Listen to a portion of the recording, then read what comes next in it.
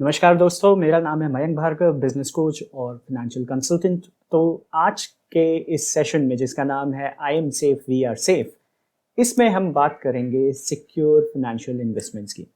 Now financial investments एक ऐसा topic है जिसमें डिफरेंट टाइप ऑफ ऑप्शंस आपको मिल जाते हैं। कुछ मार्केट लिंक्ड होते हैं, कुछ बहुत ही ज़्यादा कंजर्वेटिव होते हैं। However, there are certain aspects of financial investments जो कि हम typically ignore कर देते हैं या sometimes we are so busy कि हम उन पे फोकस ही नहीं कर पाते। तो आज का ये सेशन जो है इसी बात पे फोकस करेगा कि कौन सी चीज़ें हैं जिनको हमको ध्यान में रखना चाहिए जब भी हम फाइनेंशियल इन्वेस्टमेंट्स प्लान कर रहे हैं, स्पेशली सिक्योर फाइनेंशियल इन्वेस्टमेंट्स, और कैसे हम बहुत ही मेथोडोलॉजिकल और अच्छे तरीके से अपना फ्यूचर सिक्योर कर सकते हैं। ठीक है, तो पूरा वीडियो देखिएगा। Let's start the session. Okay, so this is my mind map. तो आज हम फोकस करेंगे 4 पहलुओं पे। सबसे पहले हम बात करेंगे big truth of our life. So there are certain facts and figures which I think everyone should be aware of. हम उस पर बात करेंगे। उसके बाद हम बात करेंगे प्रोटेक्टिंग आवरसेल्फ। तो मैं फॉलो करता हूँ 3S फिलॉसफी। हम उस पर आएंगे कि 3S क्या होता है और कैसे उस फिलॉसफी को हम फॉलो कर सकते हैं। उसके बाद हम बात करेंगे कुछ कॉमन मिस्टेक्स की। उसके बाद मैंने आपके लिए प्लान किया है how can we get guaranteed savings. जब भी हम प्लान कर रहे हैं कुछ फ्यूचर गोल्स, ऐसा क्या पॉसिबल है कि हम गारंटीड सेविंग्स लेके उस समय जाएं, मतलब जितना हमने प्लान किया है उतना हमको ज़रूर मिले। जी हाँ दोस्तों, ये पॉसिबल है और आज के सेशन में हम ये चीज़ें देखेंगे। ओके, सो इसी प्रेजेंटेशन को, बेसिकली इसी माइंड मैप को सपोर्ट करते हुए मैंने एक प्रेजेंटेशन बनाई है। लेट्स गेट इनटू दैट और ये सेशन हम चालू करते हैं। ओके, सो ये है प्रेजेंटेशन। सबसे पहले हम फैक्ट्स फाइल्स पे चालू करते हैं। कुछ अनप्लेजेंट फैक्ट्स एंड फिगर्स हैं, हम उस पर बात करते हैं। तो सबसे पहली चीज़, इंडिया में जितने भी हम लोग हैं पढ़े लिखे हैं, we are young and younger population is much more in prominence, plus जो मिलेनियल्स हैं, स्पेशली मिलेनियल से पहले वाली जनरेशन जिसको जनरेशन एक्स कहा जाता है, बहुत ही अच्छे से उसने इंडिया को एक नए लेवल पे ले गए, नए आयाम पे ले गए। हाउएवर, सच्चाई ये है जो आपको मैं स्क्रीन पे दिखा रहा हूँ। हम इंडियंस हैं big dreamers but very poor financial planners. और ये मैं नहीं कहता, ये एक सर्वे है जी बिजनेस ने कंडक्ट किया था, इसका मैंने लिंक भी आपसे शेयर किया हुआ है। तो इस बात का हमको ध्यान रखना हुआ है। दूसरा फैक्ट, कंपेयर टू जब हम अपना फाइनेंशियल प्लानिंग करते हैं, हम प्रोटेक्शन की बात करते हैं, India is among the bottom most countries जहाँ पे लाइफ इंश्योरेंस पेनिट्रेशन लगभग ना के बराबर है। We just have life insurance penetration as basically 2.82% का, which is financial year 2020, which is way below than global average. और दूसरा, अगर हम एक चीज़ देखें, एक तो ये फैक्ट है कि हमारा पेनिट्रेशन बहुत कम है। दूसरा, लाइफ इंश्योरेंस की डेंसिटी, मतलब जिन्होंने लाइफ इंश्योरेंस लिया है वो डेंसिटी बहुत कम है ग्लोबल एवरेज से, मतलब हमारे पास सफिशिएंट लाइफ इंश्योरेंस नहीं है। ठीक है, this is fact number 2। First is हमारी फाइनेंशियल प्लानिंग बहुत पुअर है। सेकंड, हमारा इंश्योरेंस में भी हाथ थोड़ा सा तंग रह जाता है। तीसरा फिगर देख लेते हैं, इसी से रिलेटेड है, विच इज़ बेसिकली IRDA की साइट से मैंने लिया था इसी को सब्सटैंशिएट करने के लिए। तो IRDA कहता है इंश्योरेंस पेनिट्रेशन वॉज 2.7% इन 2001 और ये बढ़ते बढ़ते 3.76% आ गया है 2009। थोड़ी सी स्टैटिस्टिक्स अलग अलग मिल रही है, नीति आयोग अलग बात कहता है, ये थोड़ा अलग बात कर रहे हैं। बट हमें क्या समझना है, दो चीज़ें बहुत ही क्लियर हैं। एक, हमारी फाइनेंशियल प्लानिंग बहुत पुअर है, विच मीन्स कि हम ध्यान नहीं देते हैं, और हम देखेंगे कि क्या कॉमन मिस्टेक्स हैं जो कि हम करते हैं जब भी हम फाइनेंशियल प्लानिंग पे आते हैं। दूसरा, हम हमारी फ्यूचर को सिक्योर करने में विश्वास नहीं करते। नाउ, मैं और आप इस बात को समझते हैं, we might be investing in securing our futures, but अगर आप मेजॉरिटी ऑफ इंडियन पॉपुलेशन को देखें, 1.35 बिलियन की हमारी पॉपुलेशन है, उसमें से just 3.76% is actually securing their future through insurance. ठीक है, तो इन चीज़ों को हम थोड़ा सा ध्यान में रखते हैं। नेक्स्ट, फैक्ट्स एंड फिगर्स को मैं यहीं पे स्टॉप करता हूँ। नेक्स्ट मैं बात करता हूँ हमारी जो फिलॉसफी थी प्रोटेक्टिंग आवरसेल्फ, उसमें मैं 3 चीज़ों पे बहुत ज़्यादा फोकस करता हूँ। फर्स्ट, जो भी हमारे इन्वेस्टमेंट्स होने चाहिए वो सेफ होने चाहिए, साउंड होने चाहिए, सिक्योर होने चाहिए। ठीक है, सेफ होने चाहिए, साउंड होने चाहिए, सिक्योर होने चाहिए। मैं जस्ट आगे बढ़ता हूँ। सेफ, साउंड, सिक्योर का मतलब क्या है? सेफ का क्या मतलब है? सबसे पहले मैंने जो इन्वेस्टमेंट किया, ऐसा नहीं होना चाहिए कि वो गायब हो गया। मतलब आज तो मैंने इन्वेस्ट किया 100 रुपये, कल को पता चला वो 80 रुपये बन गया। दूसरी चीज, साउंडनेस कहाँ आती है? विजडम। मतलब मैं सारी टिकट्स अपने एक ही जगह पे पार्क ना करूं। कई बार मिस्टेक हम लोगों से ये हो जाती है, स्पेशली मैं इसका आपके सामने जीता जाता उदाहरण हूँ। मैंने ये मिस्टेक बहुत बड़ी की थी और मैंने इसका खामियाजा भी भुगता। सो जब भी आप अपने इन्वेस्टमेंट प्लान करें तो चारों तरफ से ठोक बजा के अच्छे से प्लान करें। तीसरा, सिक्योरिटी क्यों इंपॉर्टेंट है? आपको ऐसा नहीं होना चाहिए कि आज आपने इन्वेस्ट किया किसी कंपनी के साथ, वो कंपनी भाग गई। जैसे चिट फंड्स कंपनी होती थी, बहुत सारे लोग चिट फंड्स में करते थे। कुबेर चिट फंड मेरे को एक याद है, ग्रीन वैली करके आया था फंड, मेरे को याद है, जिसमें 1990s में मेरे फादर ने करीबन 1 लाख रुपए लगाए थे और फिर कुछ भी नहीं हुआ, उसका कुछ भी नहीं मिला उनको, ज़ीरो। तो सेफ्टी मतलब आपका पोर्टफोलियो सेफ होना चाहिए। आपके जो गोल्स हैं, it should help you reach those goals. Soundness, your wisdom comes into the picture. जो आप सेलेक्ट करते हो, रिलायबिलिटी कितनी है, जो जहाँ पे भी आप इन्वेस्ट कर रहे हो, पास्ट परफॉर्मेंस कैसा है, गारंटीड रिटर्न्स मिलेंगे नहीं मिलेंगे, या मिलेंगे तो कितने रिटर्न्स मिलेंगे, वो सारी चीज़ें हमको समझनी चाहिए।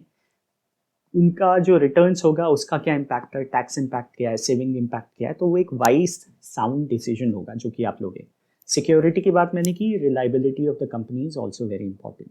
ठीक है, सो ये 3 एस्पेक्ट्स को हम ध्यान में रखेंगे। नेक्स्ट मैं आगे बढ़ता हूँ। Let me very quickly talk about some of the common mistakes.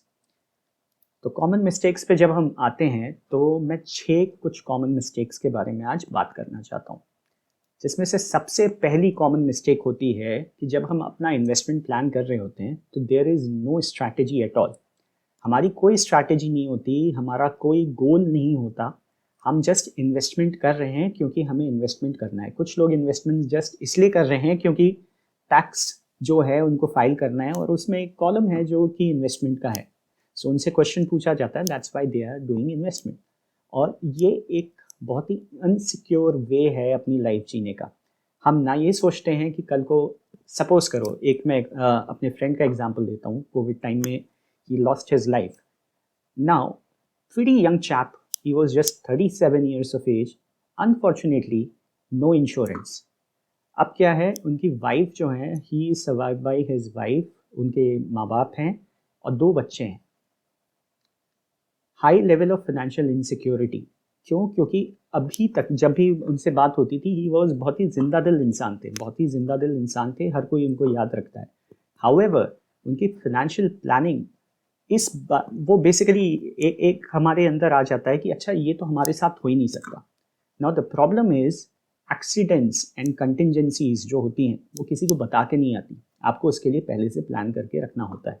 तो आपकी स्ट्रैटेजी बहुत क्लियरली प्लेस में होनी चाहिए। स्ट्रैटेजी किस तरीके की? सपोज करो कोई यंग चैप है, just got married, had a kid, तो बच्चे की एजुकेशन के बारे में क्या स्ट्रैटेजी होनी चाहिए? आपके पेंशन किस तरीके से आप ड्रॉ करोगे? बच्चे की शादी के लिए, एजुकेशन के लिए कहाँ से पैसा आप लाओगे? कितना पैसा आपको सेव करना है? कितना पैसा किस समय आपको मिलेगा? ये सारे स्ट्रैटेजी पे, प्लस आपके टाइम पे कुछ गोल होते हैं।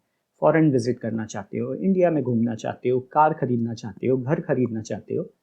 सो all these are part of your strategy. ठीक है। सेकेंड मिस्टेक जो होती है, जब भी हम प्लानिंग करते हैं तो हम सेम मेथड यूज करने लगते हैं short term versus long term goals के लिए, राइट? सो कुछ शॉर्ट टर्म गोल्स होते हैं जहाँ पे मुझको पता है कि आने वाले 10 साल में मुझको हर साल 12 लाख 15 लाख रुपए साल की ज़रूरत पड़ने वाली है। एक तरीका है कि हम उसके लिए प्लानिंग करें। दूसरा तरीका है कि हम, जैसे सपोज करो लॉन्ग टर्म पेंशन प्लान में किसी ने इक्विटी में इन्वेस्ट कर दिया, शॉर्ट टर्म में भी इक्विटी में इन्वेस्ट कर दिया, लॉन्ग टर्म में भी इक्विटी में इन्वेस्ट कर दिया। शॉर्ट टर्म में क्या हुआ? मार्केट फॉल कर गया। जिस समय आपको पैसे की ज़रूरत थी, एग्जैक्टली यही चीज़ मेरे साथ हुई थी। जिस समय आपको पैसे की ज़रूरत थी, आपका पोर्टफोलियो जो है इतना ज़्यादा श्रंक कर गया है कि जो आपने ड्रीम्स करी थी, अब वो ड्रीम्स वो फुलफिल नहीं कर सकता। आपको वो पोर्टफोलियो छोड़ना पड़ेगा ताकि वो वापस से रिवाइव कर पाए। लॉन्ग टर्म की स्ट्रैटेजी, शॉर्ट टर्म की स्ट्रैटेजी हमेशा अलग होती है। इसके बारे में हम आज इस सेशन में बात बहुत ज़्यादा देर तक नहीं करेंगे, इसके बारे में कभी और बात करेंगे। However this is one mistake you should be prudent about. तीसरा, जैसे मेरे पास लोग आते हैं कि अच्छा मयंक बताइए, मेरे को अपना प्लान बनाना है, तो मैंने उनका वर्कआउट करके बताया कि अच्छा सर, आपको ना 1 करोड़ का इंश्योरेंस मिनिमम होना चाहिए।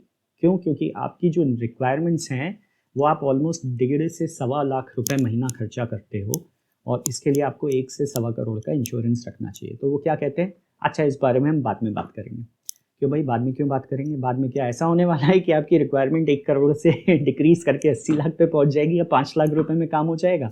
नो, बट ये ज़रूर होने वाला है कि जैसे जैसे टाइम पास होता जाएगा आपके पास इन्वेस्टमेंट का हराइजन जो है वो श्रंक होता जाएगा, विच मीन्स कि आपके रिटर्न्स जो हैं वो कम होते जाएंगे। दूसरा, अगर आपको पता ना हो, suppose you are going for term insurance, तो जैसे जैसे आपकी एज बढ़ती है आपका टर्म इंश्योरेंस का प्रीमियम क्या होता है, बढ़ता जाता है। वो प्रीमियम आपका जो पूरी पॉलिसी टर्म है उसमें कांस्टेंट रहना है, राइट? तो सपोज करो किसी 30 साल वाले बंदे ने अपना इंश्योरेंस प्रीमियम भरा और किसी 40 साल वाले ने भरा, तो दोनों में प्राइस का एक ज़बरदस्त डिफरेंशियल आपको देखने को मिलेगा। सो ये डिसीजंस हमको डिले नहीं करना है। जैसे ही हमको समझ में आता है कि ये चीज़ हमारे लिए बहुत ज़्यादा इम्पॉर्टेंट है, हमें क्या करना है, ASAP, as soon as possible, हमें उन डिसीजंस को फुलफिल करना है। नेक्स्ट पे चलते हैं, relying only on equity market.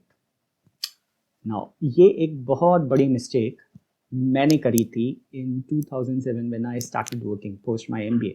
सो अपने को स्मार्ट समझता था, बहुत ज़्यादा एक्सपीरियंस तो था नहीं। सारा पैसा मैंने उठा के मार्केट में डाल दिया, और विद द एम कि 1 साल बाद यार गाड़ी लेनी है, उसके बाद शादी का भी प्लान था कि अच्छा शादी भी करनी है, तो उस चीज़ पे फोकस किया। बट हुआ क्या, एक बार हम देखते हैं, 2008 हुआ। 2008 में there were certain starting facts जो कि सामने आए। मैं एक बार वाइट बोर्ड पे चलता हूँ, आपको 2008 की अपनी जर्नी जरा दिखाना चाहता हूँ कि क्या क्या हुआ। हिस्टोरिकल डे था 21 जैन 2008। हम देखते हैं 21 जैन 2008 को क्या हुआ। 21 जैन 2008 को BSE बेसिकली सेंसेक्स जो था वो 17,605 पे पहुंच गया। बहुत अच्छा मार्क है, ये बहुत अच्छा मार्क नहीं था क्योंकि it fell by 1400, I think 1408 points. एक दिन में 1400 पॉइंट मार्केट ड्रॉप आके इस पॉइंट पे क्लोज हुआ। ये यहाँ पे नहीं रुका। 22 जैन को क्या हुआ, सेंसेक्स फिर से 875 पॉइंट नीचे गिर गया। उसके बाद तो टम्बलिंग इफेक्ट चालू हो गया। 11 फेब तो क्या हुआ, सेंसेक्स इट फेल बाय 834 या 835 पॉइंट्स नीचे गिरा था, और इस समय ये सेंसेक्स पहुंच गया था 16,630 पे। उसके बाद 3 मार्च, और ये सारी चीज़ें जो मैं बात कर रहा हूँ ये 2008 में हुई है, तो आप समझ सकते हैं कि क्या मेरा पोर्टफोलियो नीचे जाता जा रहा था और मैंने SIP में किया हुआ था। एंड में बताता हूँ इफेक्ट क्या हुआ था। 3 मार्च 2008 की अगर हम बात करें, 2008 को सेंसेक्स हमारा 900 पॉइंट ड्रॉप हुआ, और ये 16,677 पे आके सेटल हुआ था इस समय। 17 मार्च सेम मंथ हमारा सेंसेक्स जो था ये आ गया 14,809 पॉइंट। तो समझ रहे हो किस ड्यूरेशन में क्या हुआ, कुछ ही दिन में सेंसेक्स कहाँ पहुंच गया। इसके बाद हम आते हैं 24 अक्टूबर, अनदर हिस्टोरिकल डे। 1,070 पॉइंट एक दिन में नीचे फॉल किया था, और इस दिन सेंसेक्स की वैल्यू पहुंच गई थी 8,000 समथिंग पहुंचा था, हाँ 8,700 8,700 पॉइंट पहुंच गया था। मतलब आप देख रहे हो एक साल में सेंसेक्स 17,600 से 8,700 लगभग 50% पे पहुंच गया था। अब मैंने जितना इन्वेस्टमेंट किया हुआ था ना, I had a very good investment. मतलब जितना मैंने किया था ओवर 1 ईयर में जितने बोनस मिलते थे, क्वार्टरली अप्रेजल सिस्टम था जब मैंने ज्वाइन किया था, तो हर एक क्वार्टर के बाद सैलरी इंक्रीज होती थी, बोनस मिलता था। वो सारा पैसा मैंने कहीं कुछ फिजूल खर्चा नहीं किया, मैंने सारा का सारा पैसा यहाँ पे पार्क कर दिया। तो ये ऑलमोस्ट मैंने जो लगाया था वो 4 से 5 लाख था। अनफॉर्चुनेटली होते होते ये मेरा पोर्टफोलियो जो था यहाँ पे तो 8700 का था, बट जो मेरा म्यूचुअल फंड सिलेक्शन था उसकी वजह से ये पैसा कुछ 1,15,000 का पोर्टफोलियो रह गया था। कार तो क्या, मैं कच्ची बाइक भी नहीं खरीदने वाले मोड में आया था, क्योंकि अगर मैं रॉयल एनफील्ड लेना चाहता तो वो भी मैं नहीं ले सकता था। कार का ड्रीम तो बहुत दूर था। प्लस ये पोर्टफोलियो मैंने प्लान किया था कि शादी में भी मेरे थोड़ा सा काम आ जाएगा। क्यों? क्योंकि ये सोचा था कि मार्केट में इंक्रीज करेगा, कुछ 18-19% का इंटरेस्ट मिल जाएगा, 4 से 5 लाख जो है ये नाना करते हुए 5.5 लाख 6 लाख रुपए तो बन जाएंगे। तो सारी प्लानिंग इसी हिसाब से की हुई थी। ये तो हुआ नहीं। तो ये सिर्फ मेरी मिस्टेक नहीं है, ये बहुत सारे लोगों की मिस्टेक है जो सोचते हैं कि अच्छा हमारी रिस्क एपिटाइट बहुत अच्छी है। रिस्क एपिटाइट अच्छी होने का ये मतलब नहीं है कि सारा पैसा आप इक्विटी मार्केट में लगा दें। आप बात समझ रहे हैं? आपको बैलेंस करना चाहिए। पैसा आप इक्विटी में भी लगाएंगे, पैसा आप थोड़े सिक्योर इंस्ट्रूमेंट्स में भी डालेंगे। हम बात करेंगे कुछ समय बाद कुछ ऐसी स्कीम के बारे में जो कि एक बहुत ही अच्छा सिक्योर इन्वेस्टमेंट आपको दे सकता है, प्लस आपका long term short term goals fulfil करने में भी बहुत कामगार आएगा। ठीक है, इस पे चलते हैं। वापस चलते हैं अपनी प्रेजेंटेशन पे, जहाँ पे हम बात कर रहे थे कि खाली इक्विटी मार्केट का फोकस लेके आपको नहीं चलना है। नेक्स्ट जो बहुत ज़्यादा लोगों से गलती होती है विच इज़ कि वो मार्केट में क्या कुछ नहीं करते हैं, वो पैसा बैंक में डाल के छोड़ देते हैं, एफडी में कर देते हैं या कुछ ऐसा कर देते हैं। अब करते क्या है, उनको क्या लगता है कि 80C में उनको 5 साल से ज़्यादा की एफडी पे ये टैक्स रिबेट मिल रही, तो वो 80C में टैक्स रिबेट लेने के लिए पैसा डाल के छोड़ देते हैं। बट आप ये डायग्राम देखो, ये पिछले 10 साल का बैंक का इंटरेस्ट रेट है।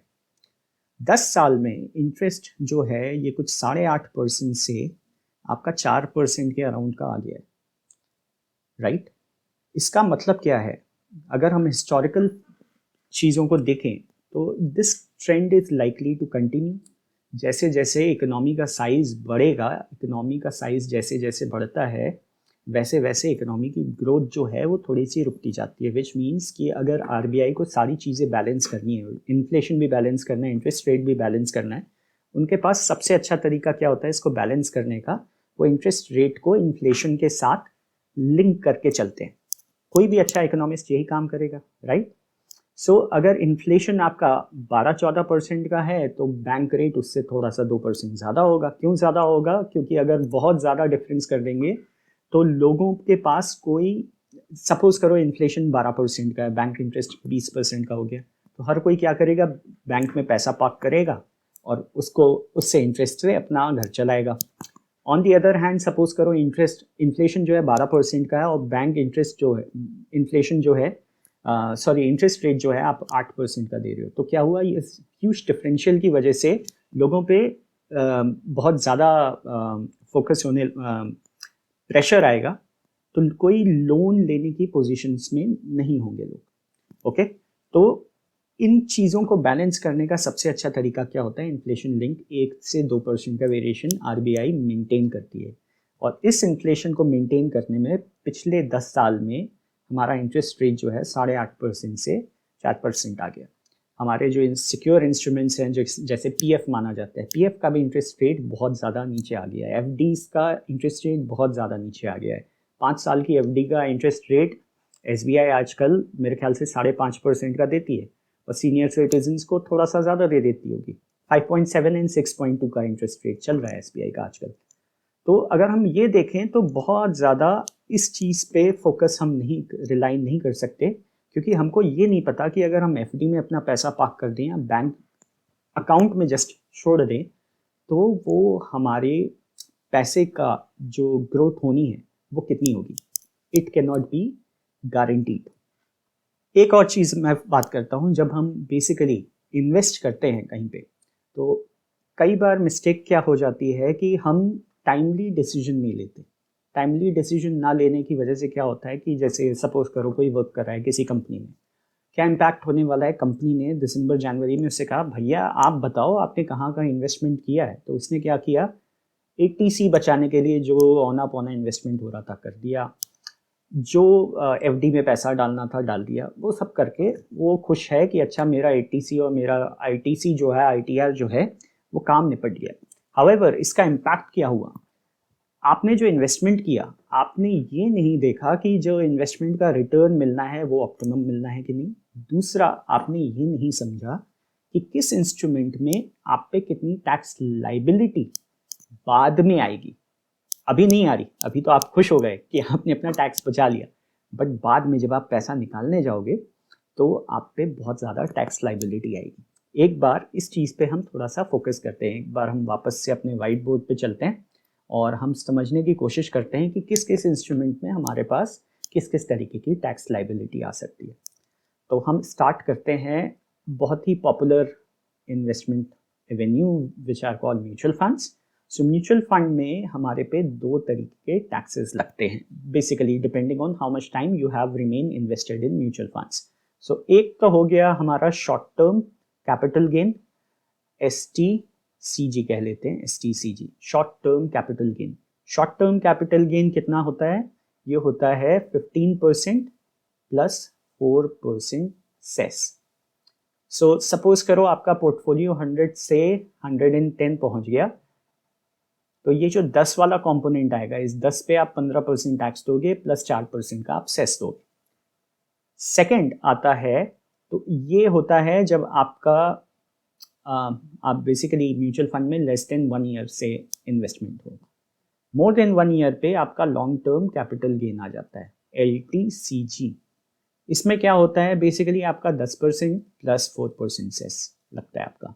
सो सेम वही एग्जांपल, सॉप का 110 हो गया, तो ये 10 रुपए पे आपको 10% टैक्स देना पड़ेगा प्लस 4% सेस देना पड़ेगा।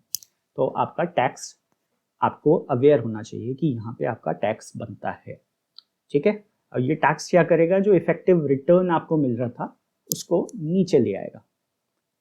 सेकेंड थिंग, हम बात करते हैं डिविडेंड्स की। डिविडेंड्स, बहुत सारे लोग म्यूचुअल फंड्स में इसलिए इन्वेस्ट करते थे डिविडेंड वाले पार्ट के लिए, क्योंकि earlier dividends used to be tax free. However अब क्या होता है, डिविडेंड्स जो है वो आपकी टैक्सेबल इनकम में गिना जाता है। सो विच मीन्स कि आप सपोज 10% पे हो, 20% पे हो, 30% पे हो, जो भी आपका टैक्स स्लैब है, ये उसी के हिसाब से आपसे इस पे गवर्नमेंट टैक्स लेगी। तीसरा, हम बात करते हैं डेट फंड्स की।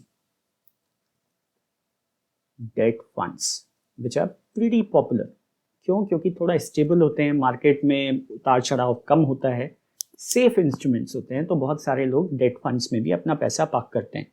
इसमें भी आपका short term capital gain, long term capital gain दोनों एप्लीकेबल है। तो हम शॉर्ट टर्म देखें, short term capital gain. Short term capital gain, इसमें इस केस में क्या होता है, अगर आपने यूनिट्स लिए हैं वो less than 3 years, less than equal to 3 years पे अगर आप रिडीम कर रहे हो, तो ये आपकी टैक्सेबल इनकम में जाता है, टैक्सेबल इनकम, ठीक है।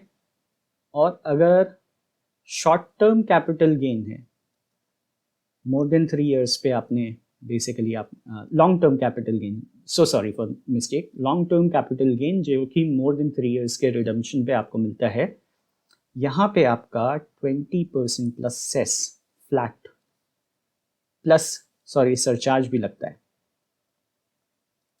ठीक है। सो यूजुअली क्या होता है कि डेट फंड्स में पार्क करने वाले, जो गवर्नमेंट ने देखा है 30% वाले जो होते हैं वो होते हैं, तो वो थोड़ा सा अपना पैसा बचा लेते हैं जब वो मोर देन 3 ईयर्स पे पार्क करते हैं। अदरवाइज अगर आप अप टिल 20% वाले स्लैब में हो तो आपको तो लॉस ही हो रहा है, स्पेशली अगर आप 10% के स्लैब में हो और आप डेट फंड्स में लगा रहे हो, तो ये तो आपका बहुत बड़ा लॉस है। इसके बारे में लोग नहीं सोचते। फिर से एक बार समझाता हूँ। सपोज करो आपका टैक्सेबल स्लैब 10% का है और आप LTCG डेट फंड्स में आपने इन्वेस्ट किया मोर देन 3 ईयर्स के लिए, तो क्या होने वाला है, आपको कितना देना है, 20% plus cess plus surcharge, right. जब आपके साथ ये हुआ तो आपका ऑटोमेटिकली पैसा ज़्यादा गया, आउटफ्लो बहुत ज़्यादा हो गया, तो ये हमको अवॉइड करना है। नेक्स्ट हम बात करते हैं, एक और पॉपुलर मेथड है विच इज़ जहाँ FD मोर देन 5 ईयर्स की जो होती है, हमको ATC की रिबेट मिल जाती है। ये जो FD पे इंटरेस्ट होता है, interest on FD, this is taxed as per your slab,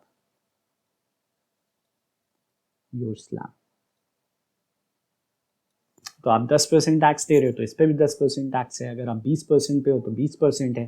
तो अगर जो लोग स्पेशली 30% टैक्स ब्रैकेट में हैं, तो आप ये सोचो कि उनके लिए तो कितना लॉस मेकिंग हो गया है, राइट। कि आपने 100 का आपको इंटरेस्ट जो मिला 110, विच मीन्स ये 10 रुपये जो आपको इंटरेस्ट मिला, इस पे 30% प्लस सरचार्जेस प्लस सेस लगा के मेरे ख्याल से कुछ 33-32 32 टू 33 ये जो है आपका डिडक्ट हो गया। बेसिकली इतना आपने गवर्नमेंट को टैक्स पे कर दिया। तो ये FD जो है ये tax avoid, basically tax save करने का इंस्ट्रूमेंट नहीं है, टैक्स डिफर करने का इंस्ट्रूमेंट है। मतलब आपने टैक्स अभी नहीं दिया, आपने टैक्स बाद में दे दिया। तो ये बिजनेस पर्सपेक्टिव से तो बहुत सेंस बनता है, बट एक सर्विस पर्सनल के लिए it does not make sense. फिर हम बात करते हैं एक और पॉपुलर इंस्ट्रूमेंट जो कि बहुत ही ज़्यादा पॉपुलर था अभी तक, जिसको हम कहते हैं employee provident fund. So historically, employee provident fund was a very safe and secure method of investment. But recently, what government has done, if your contribution is more than 2.5 lakhs per year, then EPF में जो आपका contribution है, that will be taxable. हालांकि इसकी guidelines मेरे को उतनी बहुत ज़्यादा क्लियर नहीं है, that's why I am not giving you any number what is the tax which is going to be levied. However ये बहुत क्लियर है गवर्नमेंट की गाइडलाइन से कि 2.5 लाख से ज़्यादा का जितना भी आपका EPF में कंट्रीब्यूशन जाएगा उस पर आपको टैक्स देना पड़ेगा। दूसरा, सपोज करो आपका EPF गया 4 लाख्स, तो 2.5 लाख्स पे तो आपको रिबेट मिल गई, राइट। आपको कोई टैक्स नहीं देना पड़ा। पहला काम आपका हुआ, जो 1.5 लाख्स जो आपने दिया था इस पे आपको टैक्स देना पड़ा, टैक्स। दूसरा, ये जो 1.5 पे ये जो इंटरेस्ट मिलेगा आपको, दिस इज ऑल्सो टैक्सेबल। तो इसकी वजह से क्या हुआ, जो आपका इफेक्टिव रिटर्न मिलना है आपको, इफेक्टिव रिटर्न, सपोज करो 8.5% का EPFO में इंटरेस्ट रेट मिल रहा है, ये drastically it's going to come down. More is your contribution to PF, lesser return you are going to realise, okay. और एक और चीज की बात कर लेते हैं which is also very popular, which are called pension funds. So pension funds में बेसिकली क्या होता है, आपका जो इन्वेस्टमेंट होता है 80 CCC में आपको एक ओवर एंड अबव थोड़ा सा गवर्नमेंट ने प्रोविजन दिया हुआ है, स्पेशली NPS में अगर आप इन्वेस्ट करते हो।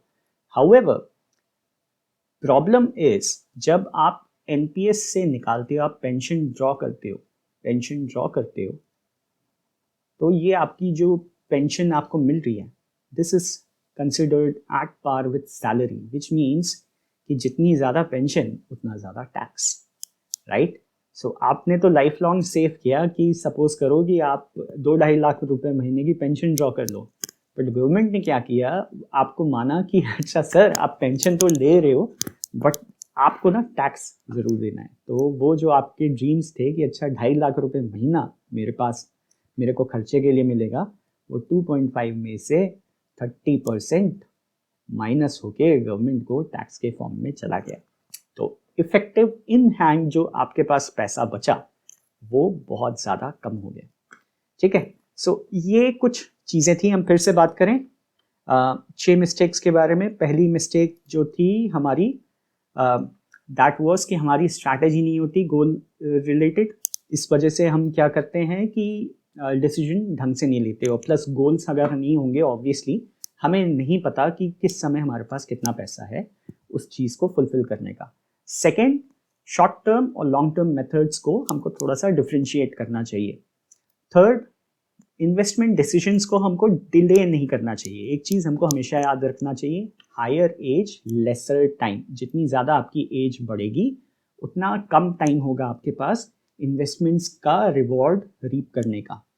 ओके, और also investing when company ask for investment proof, ये हैबिट हमको छोड़ देनी है, विच मीन्स हमको इन्वेस्टमेंट साल भर प्लान करना है, एक अच्छा इफेक्टिव इन्वेस्टमेंट हमको प्लान करना है। उसके बाद हमने बात की थी इक्विटी मार्केट में खाली म्यूचुअल फंड फोकस करके हमको पैसा नहीं रखना है। रीज़न क्या है, हमने देखा था 2008 में बहुत ज़बरदस्त मार्केट टंबल किया था, और अगर मैं उसका रीज़न बताऊं आपको 2008 में मार्केट क्यों टंबल किया था, इसका रीज़न था फॉरेन इंस्टीट्यूशनल इन्वेस्टमेंट्स, जिनको हम बोलते हैं FII, उन्होंने अपना पैसा विड्रॉ कर लिया था इंडियन मार्केट से।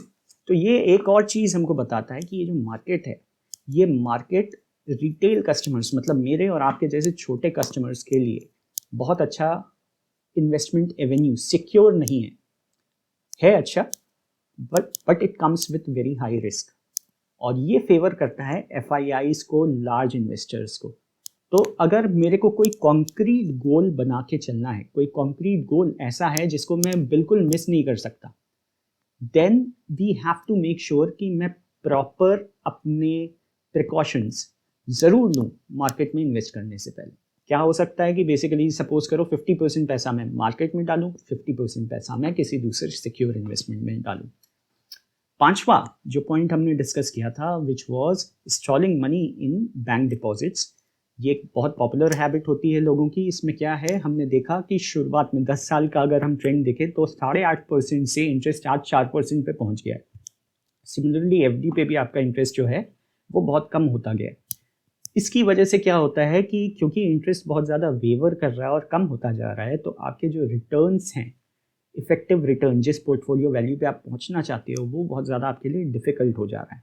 और छठा पॉइंट जो हमने डिस्कस किया था which is basically ignoring the impact of tax on withdrawals. हमने इन्वेस्टमेंट तो कर दिया, इन्वेस्टमेंट करके हमने टैक्स बचा लिया, टैक्स बचाने के बाद जब हम पैसा निकालने गए कि अच्छा हमने इन्वेस्टमेंट किया है, इतना रिवॉर्ड लेते हैं, तो हमको रियलाइज़ हुआ यार इसमें से एक बहुत अच्छा चंक जो है गवर्नमेंट के पास टैक्स के फॉर्म में चला जा रहा है, जिसकी वजह से मेरा इफेक्टिव इन्वेस्टमेंट बहुत ही नीचे फॉल कर जा रहा है। Okay, so this is first part of the video. In second part of the video, I want to talk about how can we get guaranteed savings. तो इसमें मैं एक बार अपने माइंड मैप पे ले चलता हूँ आपको।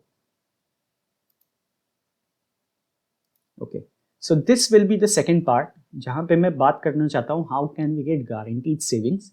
इसमें हम थोड़े से केसेस देखेंगे। सो पहला केस मैं जो डिस्कस करना चाहता हूँ of a couple who just had a kid, वो कैसे अपने किड के लिए प्लानिंग कर सकते हैं, एजुकेशन के लिए, मैरिज के लिए, ये चीज़ें हम देखेंगे। दूसरा हम बात करेंगे कि किसी को पैसिव इनकम की रिक्वायरमेंट है तो कैसे वो प्लान कर सकते हैं इस पैसिव इनकम के लिए। फिर हम बात करेंगे कि कैसे आप अपना retirement fund which is highly secure वो क्रिएट कर सकते हो, which is safe guarded from market movements.